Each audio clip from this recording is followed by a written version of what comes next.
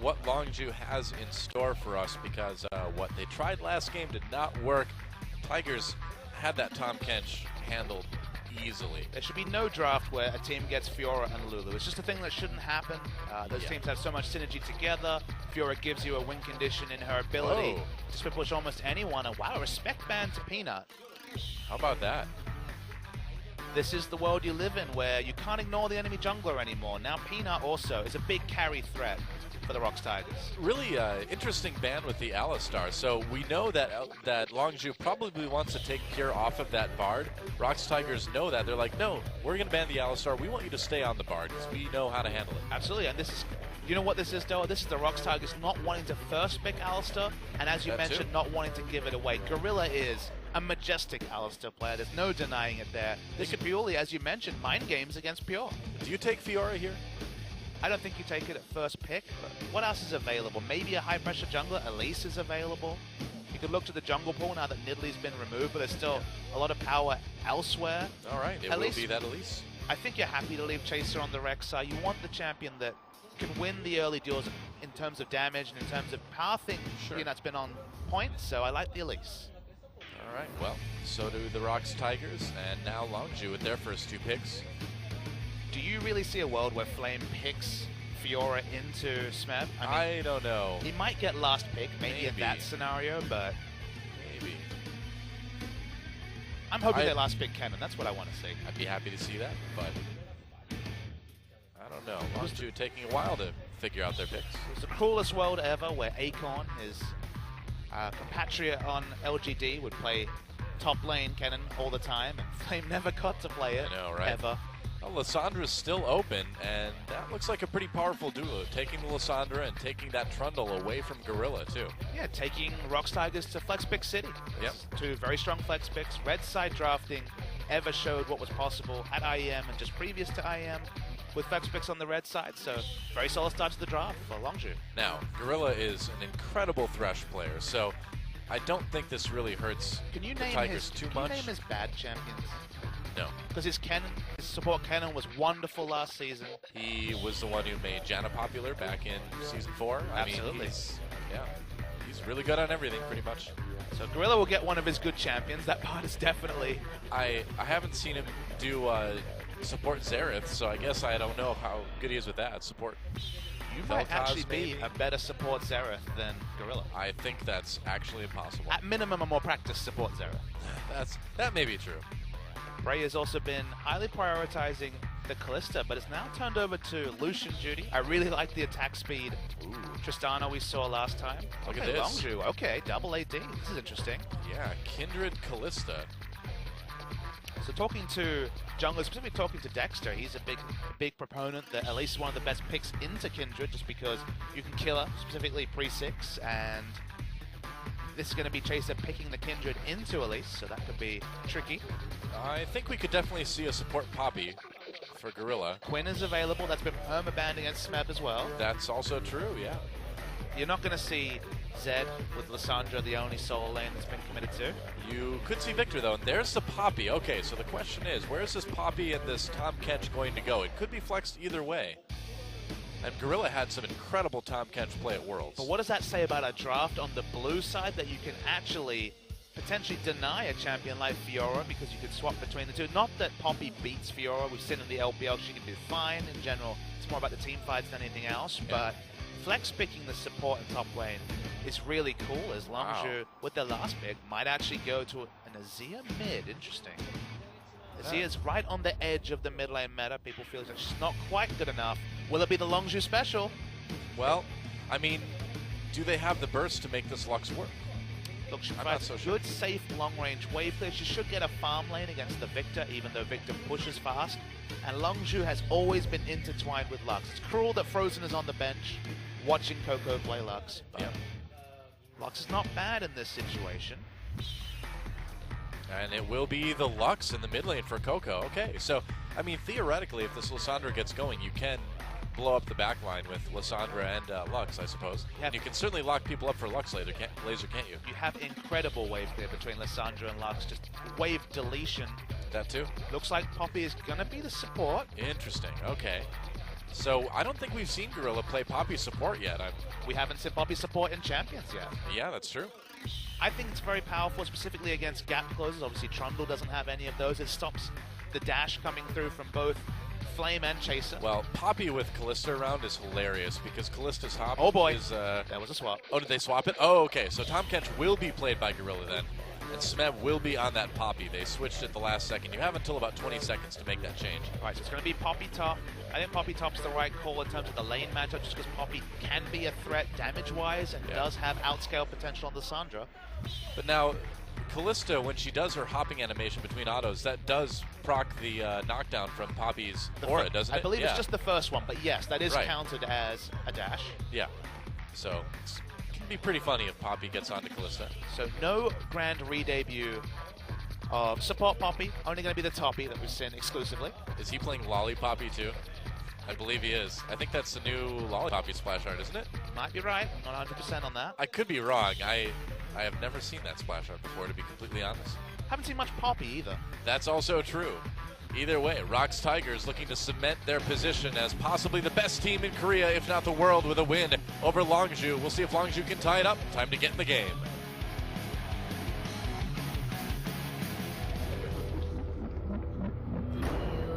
Find you acting on your best behavior. Turn your back on Mother. All right, turn my back on Mother Nature. Global warming fighting, I guess. All right, my song said so. Welcome back to Summoner's Rift, ROX Tigers versus Longju. The fans cheering loudly for Longju, but they have got quite the mountain to climb if they're going to take down the ROX Tigers after the way Game 1 went.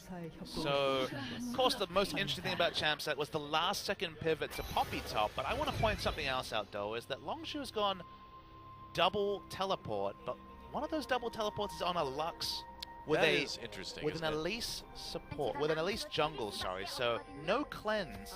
Kuro has taken cleanse as a respect against Jerryone, potentially against other CC, but Lux, a fairly immobile champion, fairly slow, really weak to champions CCing her, doesn't have cleanse, so I think that's the go button to play around this mid lane.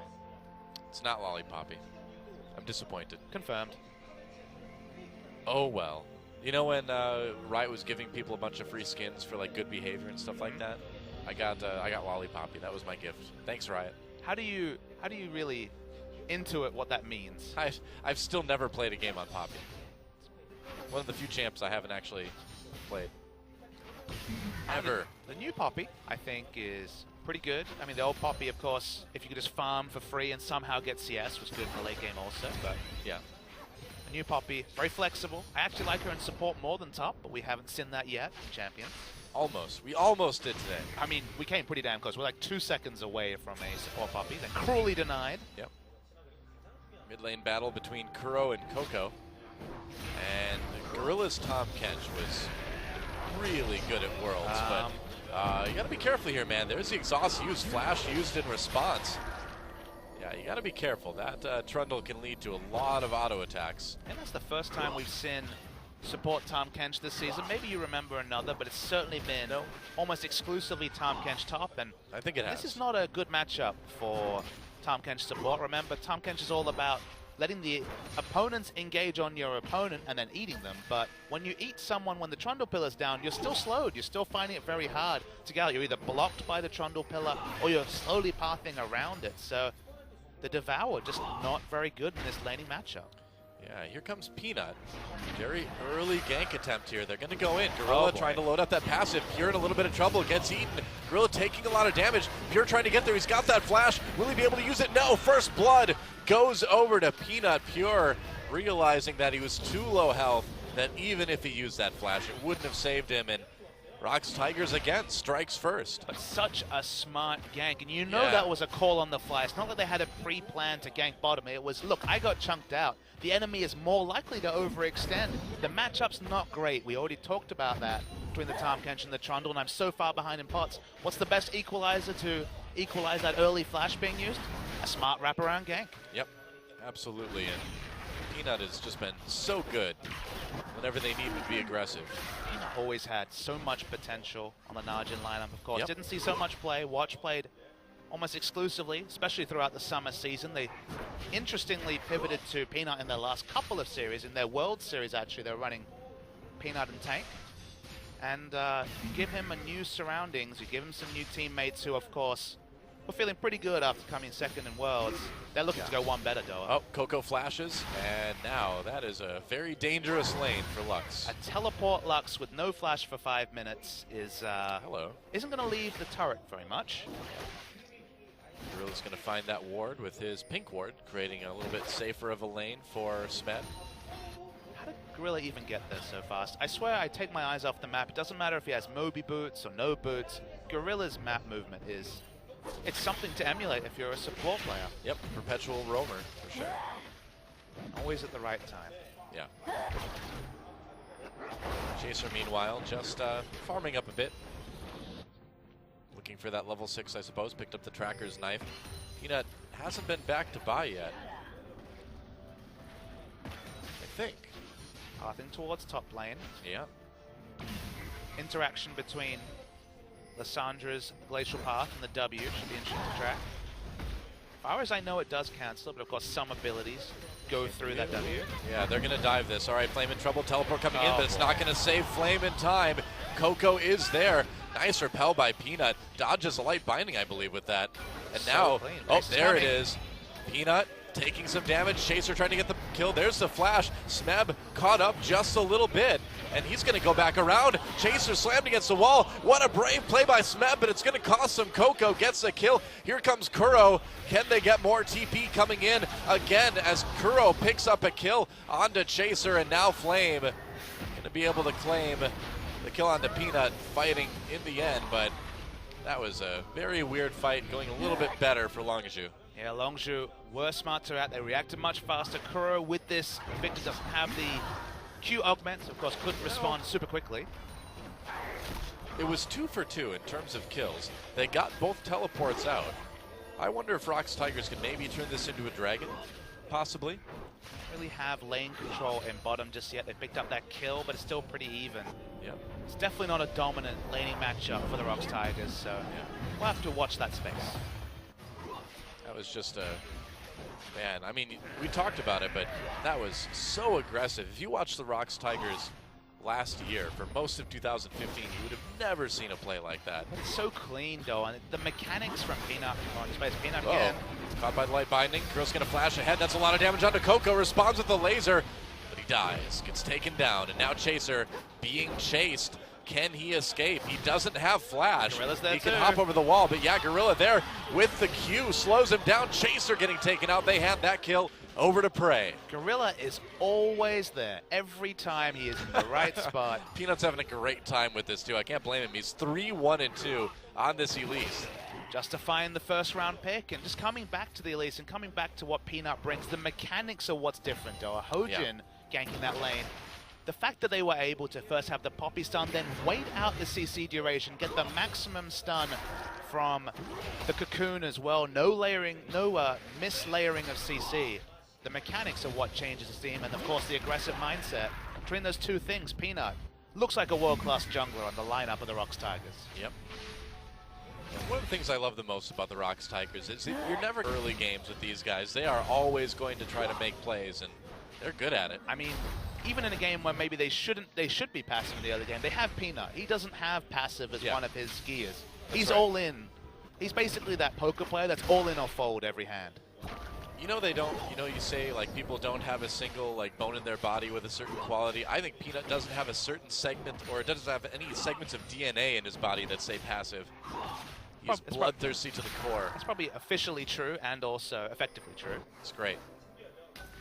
Chase is back up top. Chase has been boxing with shadows this series. Peanut has run the series throughout. Yeah. Now Flame could be in trouble again. He's got flash, but you know he may be coming. He's waiting for Elise to get close to top. Yeah. Well, it's 2v2 time. I guess so. Well, Chaser's probably going to give up. Yeah, he's walking away, but the timing is awkward. As Peanut coming in now, Smeb gets locked up with that W. Oh, Peanut's just going to walk up. I don't think they saw him. Doesn't have flash to heroic charge him back into Peanut. Here comes Pure. making his way towards that top lane. Oh, scumbag minion. Lost fire on that one. Yep. Well, Chaser's right there. They spot him with a ward. Peanut in a little bit of trouble though. Chaser doing some damage, but Gorilla again. He's always there. Pura's there too though. Peanut low. They can't quite fight this. They're gonna have to disengage. It's not just that he's there, it's that he's always there first. He's always there in the right place at the right time too. Well, we'll stop this Gorilla loving for just a second to note the blue. I will never stop loving Gorilla. He gives you good reason. He brings you back, doesn't he? He just makes me happy. He's a true representation of bloodthirsty support. We'll go back to the bot lane, which we've literally not touched on at all because Gorilla and Pure have both not been there. Ray's got a very slight CS lead. Oh, look at this, actually. Different itemization from Captain Jack. It might be Bloodthirster first from the Kalista. This, of course, was the original build before Blade the Ruined King became popular. It was Bloodthirster Hurricane. Yeah.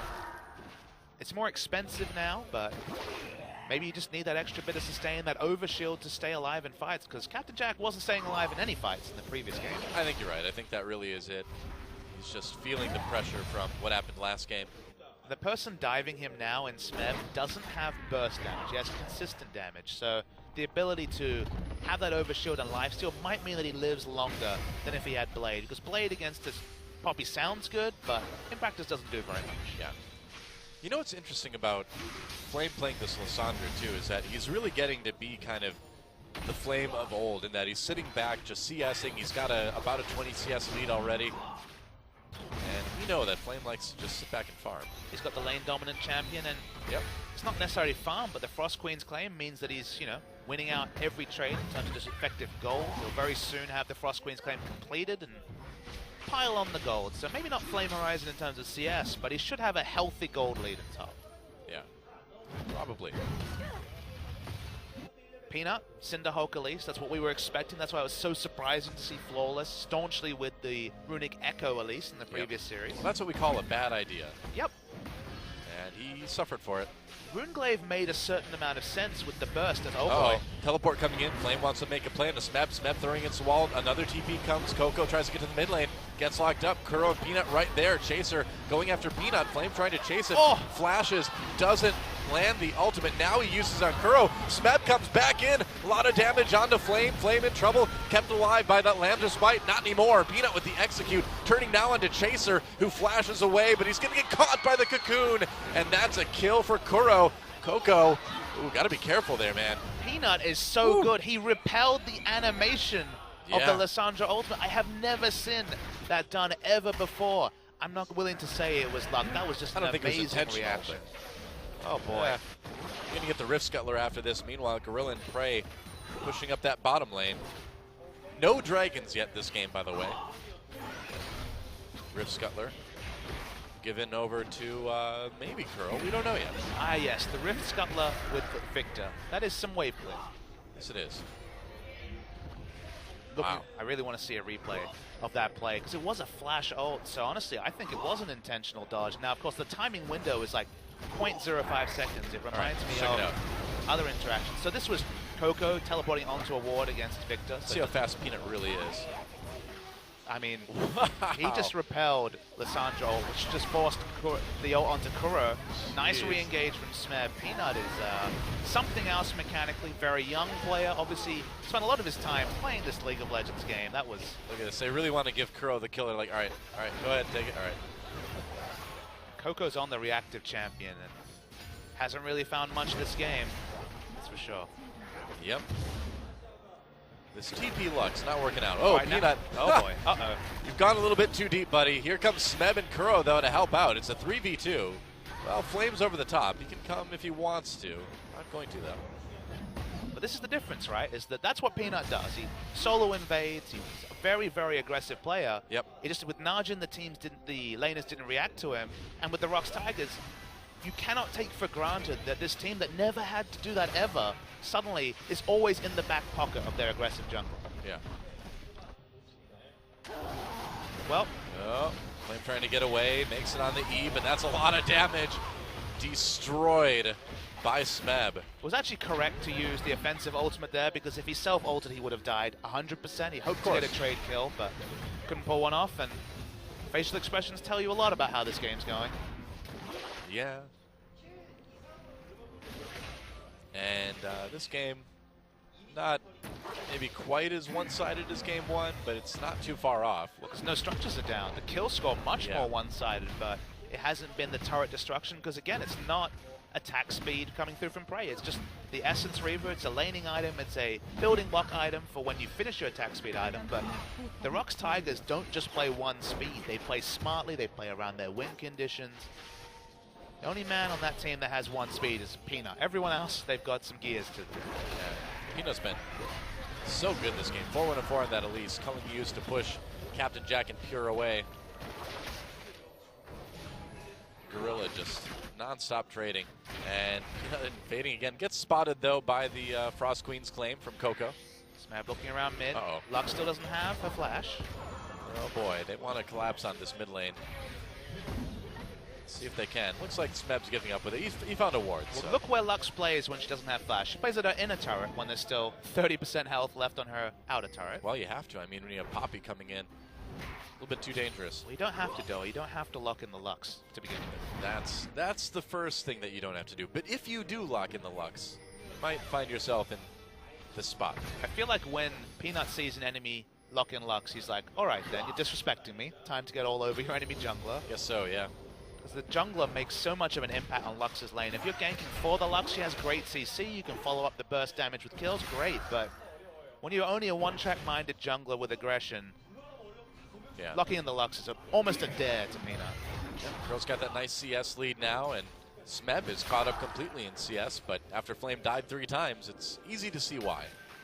I'll return to the Bloodthirster, which is completed now from Captain Jack. The other thing that this changes is that Blade the Ruin King is a one-item power spike. It's not as big, of course, as Hurricane Blade the Ruin King, but you scale so much on attack speed as Callista that you do have solo kill potential, blading the enemy and then just hopping forward and auto-attacking. It lets you get more passive hops in as well. True. If you go for the Bloodthirster, you're basically only relegated to laning. Oh, here we go. Coco. Coco slowed down. Girl doing quite a bit of damage. He's going for it, man. Oh, gets forced away by Chaser at the end, but Flame TPing down. Coco got very low. They got the teleport out of Flame out of that. But Kuro did have to flash defensively, so I suppose they at least get a laning summoner away. Chaser's going to push up. Okay, this is the first time Longzhu has had a clear window to actually push into the enemy jungle. So let's see what they can achieve. Yeah, well, they really want to take that dragon too, probably. Looking for more than that. Oh yeah, they are going to try to go for a big dive here. Only Gorilla and Prey under that turret. Smeb TPing down. It's a 3v4, and suddenly I'd be very afraid of diving that, even if it is 5v3. Wow. Well, the longer that they don't make a decision, they're in trouble. Whoops, ult misses. Gorilla takes a lot of damage, flashes away, delivers Prey to safety, and now they're going to turn around. Chaser gets low. Is he going to get a chance to pop the ult? He does. Smeb alive, though, too. This could be close. Chaser, Kuro picks up that kill, and here comes Peanut. A great cocoon onto Captain Jack. They get that flash. Fate's Call pulls out Pure. Another kill comes in. This one going in favor of Longzhu, but that doesn't stop Kuro from getting that double. You could see the rookie tendencies of Longzhu. They took so long to decide whether to go in. They're already behind. It could be worse. Yep. Well, I think they'll settle for a Tier 1 turret. It was a really nice movement from Longzhu. They had 5 members against 3, but there was a split call. The first thought was the binding hit go in. They didn't all commit to going in. The communication wasn't clear, and the ROX Tigers communication, as always, was on point. Yeah, Bro kind of laughing to himself there. And this is what we've talked about with IM. Coordination is the key. Let's watch that again. It's 5v3. There's no way for Victor to get there directly. Elise is screens away. You go in right now or you're not in this position, but they are so slow to actually engage. By the time they do, they're under turret. They just walk into the stun against the wall from Smeb. Really poor from Longzhu there. They could have got a couple of kills and got out. And by the time they meandered for so long, they were punished by Peanut coming in late. Yeah. Wow. Great response, too, by Gorilla to immediately eat up Prey when he knew that damage was coming in from Coco, and that really, really helped out, too. Again, that gank was less about the ROX Tigers. Oh, no. Gorilla, wow, they actually forced Chaser away with the culling. Gorilla's got a lot of health yet. This is at E. Manages to live and catch onto Pure, but I don't think they can follow that up. Yeah, this could be dangerous. Gorilla takes Prey to safety. Well, Whoa, Prey somehow lives with 9 health. Poppy in the back line, assassinated Lissandra. Yeah, LZIM manages to get 2 kills out of it, and Kuro and Smeb behind enemy lines. Low health members of Longzhu. Oh, Smeb going in, going after Captain Jack. Oh boy. Huge knockup with that verdict. Could be bad. He gets 2. Actually, they get 2 between Kuro and him. Chaser, meanwhile, finishes off Prey. I don't know why Prey just didn't immediately go back. He had 9 health. The ROX Tigers just reinitiated 2v4. It ended up being 2v5. It ended up being 2v3, but oh boy, this Poppy's already unkillable. Kuro is on his tried and trusted Victor. He's always been wonderful at this champion. Single-handedly brought it into the meta about a year ago. Yeah. Man. I really want to see how Prey died there, because he escaped with 9 health out of that Lux ultimate, and then he came back in and died. Never leave a man behind. I want to see why. There's got to be a reason. All right. Well, and the Rift Herald's had enough. He's just off himself. He's like, I'm done with this. I just love it when that's a transitional point as a big fight just unveils. Like, oh, and also the Rift Herald's like, had I can't take this anymore. I'm leaving. Yeah. We're looking at the vision for both teams right now. It's pretty even, maybe a little bit better, though, for the ROX Tigers with those pink wards in the river. I love that Kuro's against double AP and casually buys a Lichbane second. Doesn't need any of those Abyssal Scepters or anything. Not necessary. Just relying on Gorilla to devour him at the right moment. And, yeah. well, this works well so far. Every time Coco gets slowed or spotted out. This is the reality of Lux. It's why you don't see it in the meta. It's why you have to be so practiced with this pick, is that the downside of Lux is so immense. This is such a completely different game of League of Legends than we've seen lately. Still no dragons. And as soon as I say it, of course, ROX Tigers takes the first dragon. That's a nice little power boost, isn't it? I mean, 20 minutes is at minimum 8 minutes above the average timer we've seen even this week. And obviously there's been much, much earlier second dragons than 21 minutes. Yeah. Grab the blue buff there. Might have been a different game. The map pressure has still been pretty squarely on the side of the ROX Tigers. Oh boy, is it time for shenanigans? There's a ward there. So no. Yeah. Can't make a tricky Baron happen, it looks like. So hard to pull off those vision picks as Lux in a world where if you don't have visions, pop the Spooky Ghost, or just don't go there. Yep. One of the two. You have 2 options rather than just the don't go there. That sometimes is too much of a bait for some people. Yeah. Longzhu doing the right thing in clearing out some of these wards that was actually pretty close. ROX Tigers have put down. Gorilla casually steals the Rift Scholar. Oh, meanwhile, Captain Jack gets caught with that cocoon. That's dangerous. Lamb's Spike keeps him alive for the moment. Kuro on the outside of the fight comes back in for that kill. Smeb, meanwhile, in the back lines helps Prey destroy Lux. Coco goes down in flame. That's a double kill now for Kuro. ROX Tigers just running rampant all over Longzhu. And that was with Prey taking over half his health randomly from the Baron because it was aggroed. Wasn't really a factor for that fight, but it didn't matter. The pick power and then the Abyssal Voyage from Gorilla just to go around the back was smart. They spot the ward, they keep DPSing down. There's no way Chaser gets anywhere near this Baron. Casual Glacial Baron taken by the ROX Tigers. Yep. And you gotta wonder at this point, who in the world is going to stop Smeb? Well, probably not someone in this game. Yeah. Kuro 2, 7-0-6 on this Victor. I mean, this has been one of the most one-sided series that I think we've seen in Champions this season. Through no major fault of Longzhu. They were poor in that collapse 5v3 down bot, but otherwise have been, you know, they've been competitive, but being competitive against the ROX Tigers is certainly a group effort. And things are maybe not so serious at the moment for the ROX Tigers. Wow, Kuro. That auto attack did 900 damage. I believe it did. That's just rude. Yeah. He didn't even use his gravity field there. Was that just not on? That was literally his Q auto attack did 800 of that damage. I guess gravity field, or not gravity field, I guess Chaos Storm must not have been up or something. He didn't think he had the range. He just went for the targeted Q. I suppose, yeah. Wow, Flame nearly killed straight up by the culling. There's just nothing Longzhu can do right now. Nope, no there isn't though. Yep. Not much more to say about that. Oh, right. ROX Tigers are basically going to do whatever they want at this point, which at this moment includes killing the inhibitor in mid. Yep, the inner turret and bottom taken out. This is a split push by Poppy. No teleport though. Guess it doesn't matter. They don't need 5 people. Yeah, you can take half of Captain Jack's health off with one death ray, so why not, you know? Smeb just pushing bot lane because he can, and I think we're in for a very fast game. Oh man, Coco dared to show his face around Kuro again. That was his mistake. You saw the Chaos Storm that time. Does some damage as well. 2 inhibitors taken with this Baron already, and I guess the ROX Tigers are going to back away, but you got to wonder if they maybe could have even just pushed for the win there. I think it's right for... It's good to play safe. For future performance, there's no reason. You don't learn anything from overstaying and creating bad habits, so smart to just back away. I suppose. Let's look at some of these gold differences. It's 5,000 in mid. Okay, that's pretty standard. Just normal numbers there. Yep. I mean, you take Lux into Victor, you take Lux into Elise, and this is what happens. Yeah, I think you're right. Calling used again. Those are praise crumbs. Well, whoa, that's praise laser to the face too. He cannot possibly live through this. Gorilla eats him up. Nope. He died inside Gorilla. That's awkward. Here comes Kuro. Yeah, that's right. Kuro on the side. They've got Longzhu all bottled up, and it's just a shooting gallery right now for the ROX Tigers. Goodbye, Flame. Said goodbye, Flame. Oh, he's not going to kill him, is he? Goodbye, Flame. Oh, there we go. The fade away. And Pure. Last one left. Yep, let Gorilla have it. That's an ace.